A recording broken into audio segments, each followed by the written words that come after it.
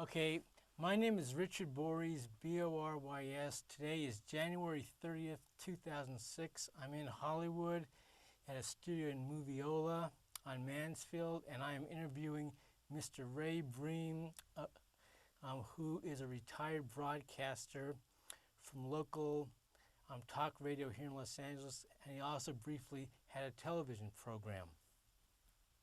And I should also say that this is in the context of a project to keep the memory of Joe Pyne, P-Y-N-E, alive, and we are interested in determining what kind of material might turn into a screenplay or some kind of project. All right. Okay, so, I'm going to stand right over here. Okay, make sure, and I'm going to talk. I'm going to project, okay? So can you hear me okay? All right? Slow and very pronounced. Slow and pronounced. All right, that's what I do well. All right, just say when and make sure I can. Okay. Okay, Mr. Briem, would you please spell your You want first... to sit down? Okay, So the eye line's a little more. All right, There we go. okay. I didn't hear that last. Mr. Briem, would you please spell your name for the record? B as in boy, R-I-E-M as in Mary. Okay, great. Can you spell your first name R-A-Y? That's correct. Right? And when were you born, please? I was born in Ogden, Utah, Okay, in what year? 1930. 1930. And when did you move to Southern California to be part of broadcasting here? 1960. 1960. I was the top-rated disc jockey in Seattle at the time. Oh, Had a TV show. I was the Dick Clark of Seattle.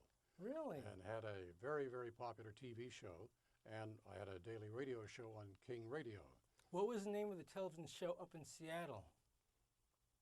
What was the name of the television show you had up in Seattle? Seattle Bandstand. Oh, Seattle Bandstand. I used to have all of the great people come up there and do lip sync. I had the Platters, the Four Freshmen, Ricky Nelson, you name it. We had Wow. the people who were big at that time come up and do lip sync, including Bobby Darin.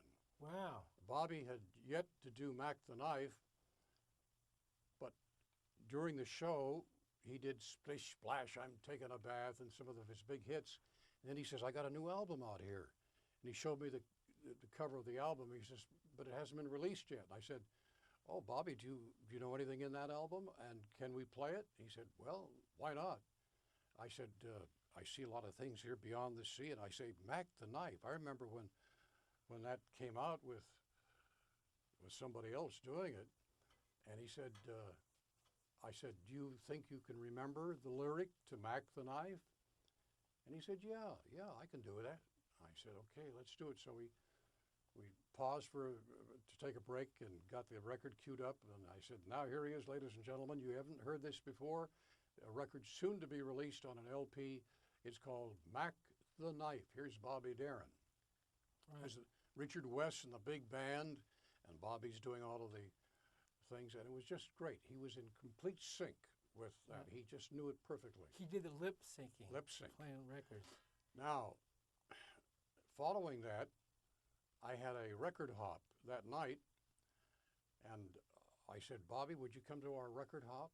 And he said, well, what do I have to do? I said, just sing a couple of songs and do Mack the Knife if you would. He says, how much? I said, well, I'll give you $50 and a piece of the gate. He says, how much are you charging? I says, $3. He says, I'll take half of that, okay? $50 and $1.50 a person. Sigh, good deal. Well, that was then, and well, then 6 weeks later, Mack the Knife had been released as a single out of that album, became #1, Yeah. and you couldn't hire Bobby Darin for $50,000 and a piece of the gate. Wow, wow. That was quite an opportunity you had, Oh, yeah. quite an intersection of time. Yeah. So you moved to Los Angeles in the early 60s, 1960, right? Okay. And They did you- wanted me to become one of the big 5 disc jockeys. Right. For what station, please? the station was KLAC, Okay, KLSC. and I was going to be on from noon to 3. And the only reason I would come down is that they offered me a piece of the action. Everything I've done all my life has always included a piece of the action. Right. Knowing that I just didn't want to work for scale after scale. I wanted to be a part of the money. Right. And so they said, for every half rating point that you increase, you'll get $1,000 increase in salary. And we'll pay your moving expenses down here. So I had a young child at the time, and another child on the way with my wife. So we moved down, and yes, it was great, except 2 years later, Mort Hall, who owned the station, sold it. Sold it to Metro Media, and they moved me from the afternoon spot to the all-night spot. I was lucky to even remain on staff. Right, so they fired Playing records in the middle of the night, midnight. And that's when I got to know Joe Pyne. So they fired everyone at KLAC after Metro Media bought it, except for you. Well, our program director at KLAC at the time was Roger Barkley.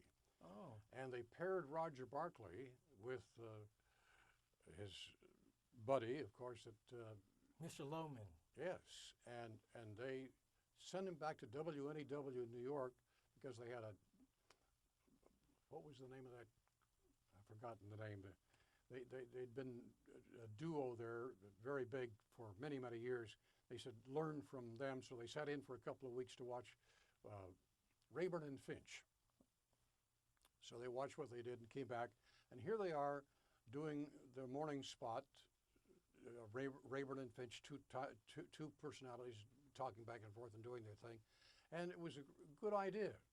But along came Joe Pyne, who was hired from KABC by Metro Media to go on from 8 to midnight. Now, the rest of the station remained disc jockeys, but he was going to do the talk show from 8 to midnight. And the reason they got him, besides offering him more money, they offered him a TV show because they owned Channel 11 at the same time. Said, we'll also give you a TV show as well. So he had a rating over at KABC Radio, where I first heard him when I came to LA. I couldn't believe what I was hearing. Yeah. But he had the top rating. He beat baseball.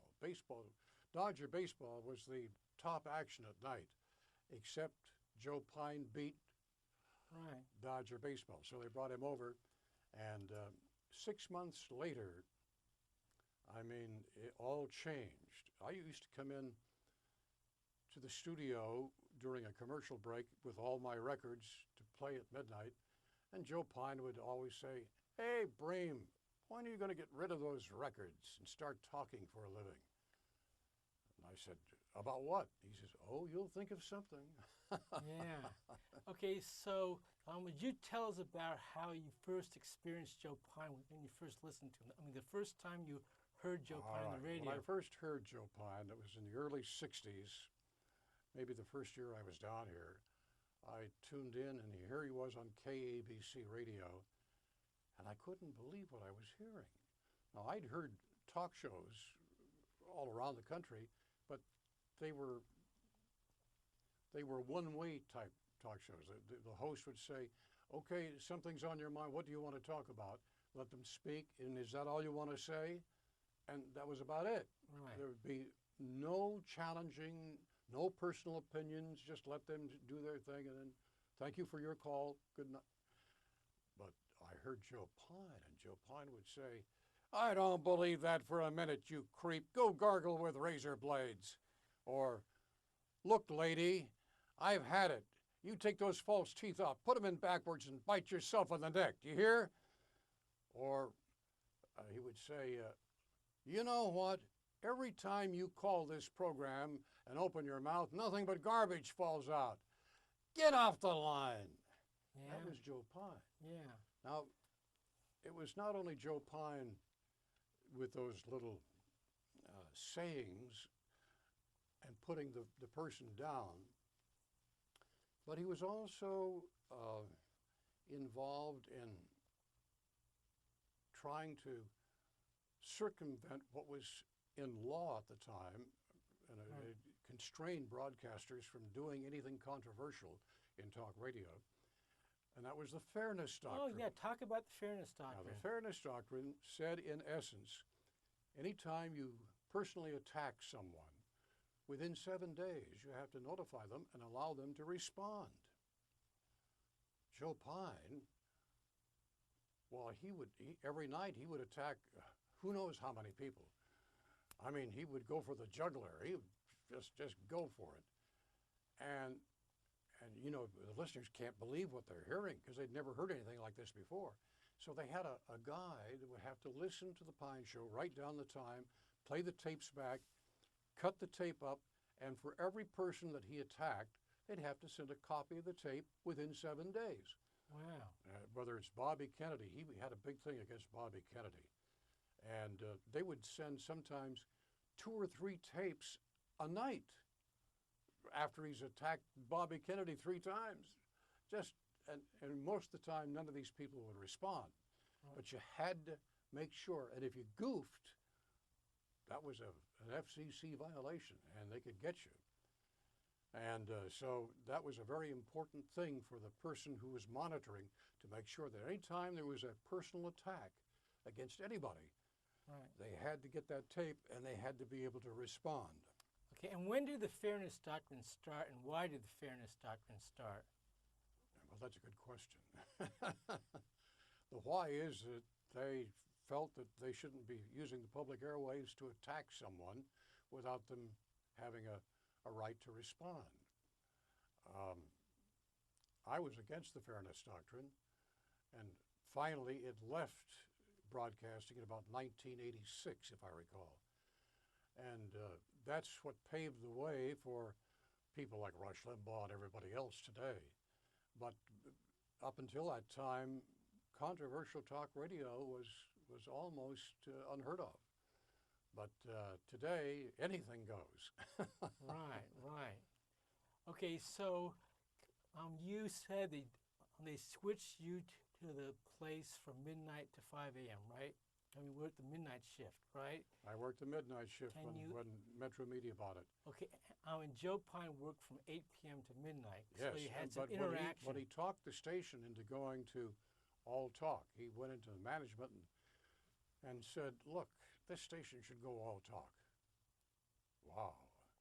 And we were the first all 24-hour talk station in the country, the very first. WNEW in New York, other stations had talk shows, but only for a certain time. We were the first all 24-hour talk. And the first year was terrible for me, right, because I realized how much I didn't know when it came to civics and world affairs. And I did a crash course. I used to have Lefty Louise call me, and she would say, Mr. Briem, and she knew that I didn't know these things. And she would want to embarrass me on the air, and she'd say, Mr. Briem, during a joint session of Congress, the president was speaking, and sitting behind him was the Speaker of the House, but what was the vice president doing there? Where was the Senate Majority Leader? I didn't know. I didn't know how to answer. She says, you don't know, do you? I said, no. She says, well, he's the president of the Senate, you idiot. What are you doing on the air? Yeah. And things like that. And you're talking about a chronic caller, a caller that kept on calling you, right? That's who Lefty Louise was. Oh, yeah, Lefty Louise. I'll tell you a story. When I finally left KLAC over problems about getting paid what I wanted, a piece of the action, I'd always worked that way, and I said,